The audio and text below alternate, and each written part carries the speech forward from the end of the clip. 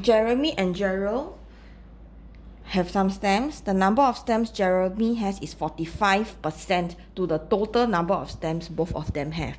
Now this sentence is important because if they say total number of stems both of them have, when you check there are only two people, right? That means you have to take 100%.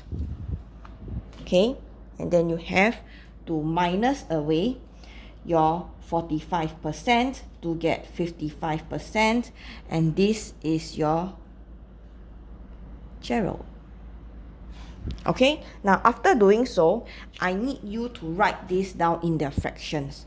So since it's 45%, right? So put Jeremy is 45%, and you have your Gerald is 55%. You put it like that.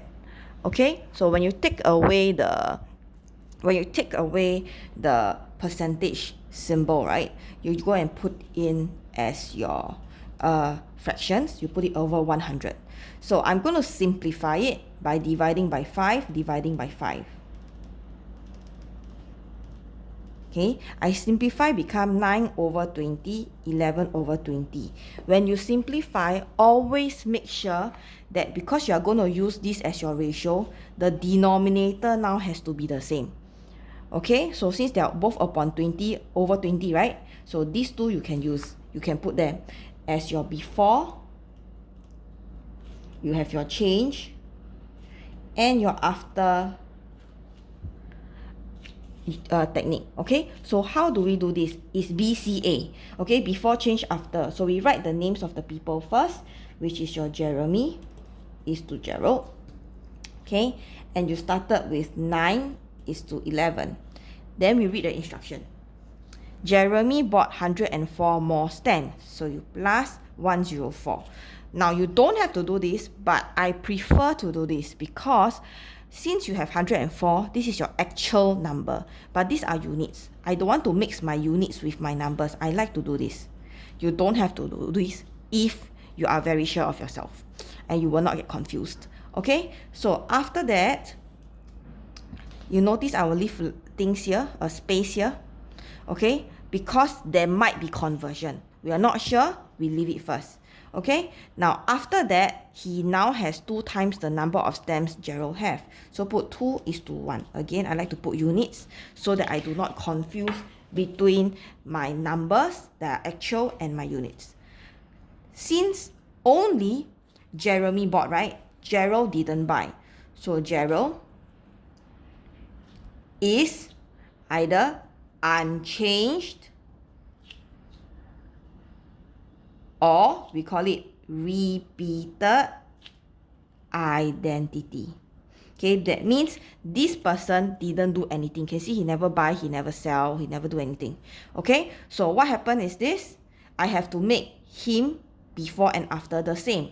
So I can only do that by multiplying.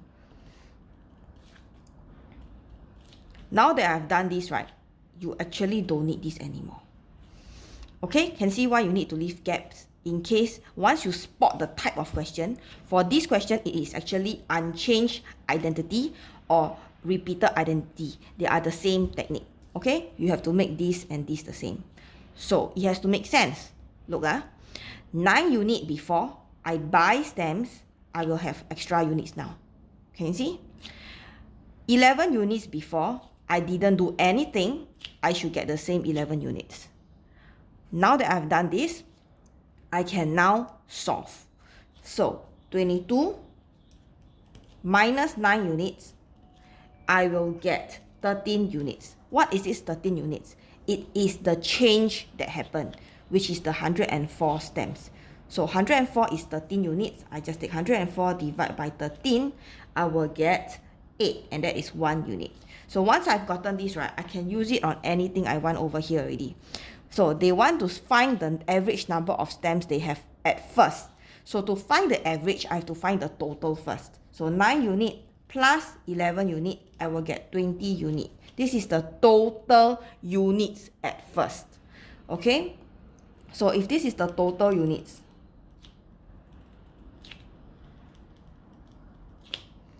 I have to take 8 times 20. I will get 160. This is the total stems. at first. Okay, so after I have gotten these total stamps at first, what do I do? Okay, I have to find the average, right? I have to take the total. So this is total. Divided by 2 people, I will get 80. And this is the average stamps. So answer 80.